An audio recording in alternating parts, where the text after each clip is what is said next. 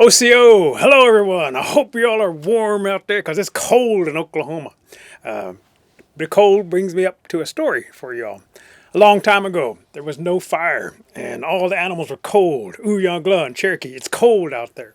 So, when they're all cold, they're sitting having a meeting trying to figure out how to stay warm. Bear was walking through the woods and saw a fire had been started on an island by a lightning strike. And as this fire is burning on that tree, Bear looks at it and says, "It glows like the sun. We should go get it and have keep us warm." So Bear goes and gathers all the animals. "Come, we're going to go and gather this. It's called fire." So they're sitting there and they see it glowing in the distance. As they see the fire glowing in the distance, Bear says, "Who wants to go first?" And all the animals are sitting there. They're wanting to raise their hands and their paws up in the air.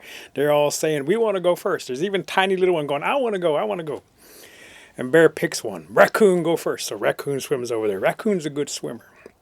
Raccoon gets on that island, starts to climb up that tree, gets up to one side of it. It's burning Raccoon's hands. It's hot. Raccoon peeks inside his knothole, looks inside, sees the fire burning. It pops, burns Raccoon's face. Raccoon falls off.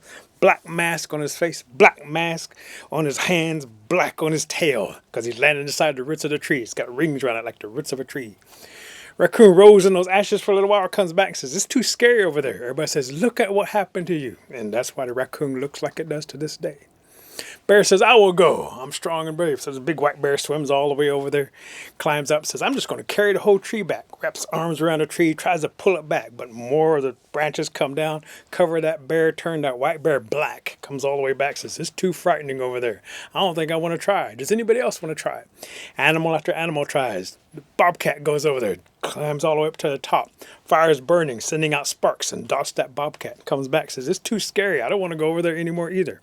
Wolf goes over there, looks at it, stares at the fire, and the fire burns so much into the wolf's eyes. If you shine a light in the wolf's eyes, they glow like fire.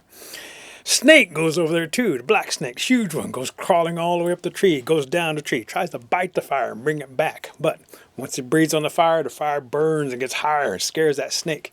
Gets stuck in that tree, finally comes back, burnt black on one side, pale on the other. Still climbs trees, still scared of fire. Owls try to go over there too. Screech owl goes over there, lands on it, looks his eyes right where the back raccoon looked, burns his eyes, turns them orange, comes back. The barn owl goes over there as well, burns his face. He rubs his face so hard that now he has ashes all over his face. Animal after animal, bird after bird tries to go over there. Even Raven tried. Dove all the way down to the bottom of that tree, tried to pick it up with his feet. Burned his feet, burned him all over, turned black to this day. If you hold a raven feather up to the sun, it looks like the colors of the rainbow. That's what raven used to look like. Finally, they hear that one little voice say, "I want to go, I want to go." And they look down, it's a little bitty water spider. And Bear says, "You're too tiny, you're too small." But everybody else says, "Let the water spider try." So the water spider swims all the way over there, gets two sticks, pulls out those embers, gets those embers out, blows on them, catches fire. The water spider weaves a little bowl, puts the little ember inside her, it covers up, brings it back and says, "I bring back fire." They roll it out, sees the embers glowing. Bear says, "What should we do?"